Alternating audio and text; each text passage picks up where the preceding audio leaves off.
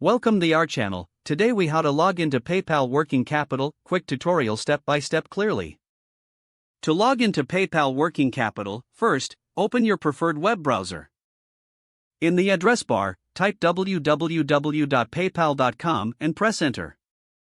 Once the PayPal homepage loads, locate the login button at the top right corner. Click on the login button to proceed. You will be directed to the login page. Enter your email address associated with your PayPal account in the first field. Next, input your password in the provided field. After entering your credentials, click on the login button below. If your credentials are correct, you will be taken to your PayPal account dashboard.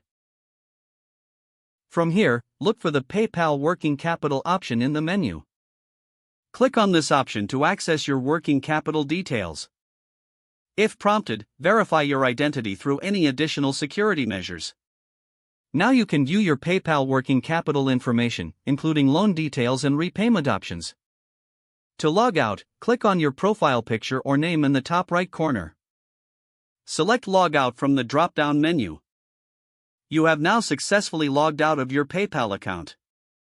If the page does not load, refresh the browser or try again in a private or incognito window. Make sure you are using the correct email address, then retype it carefully to avoid small typos. If your password is not accepted, use the reset option and create a new strong password you can remember. Check your spam folder for verification or security emails, then complete any requested confirmation steps.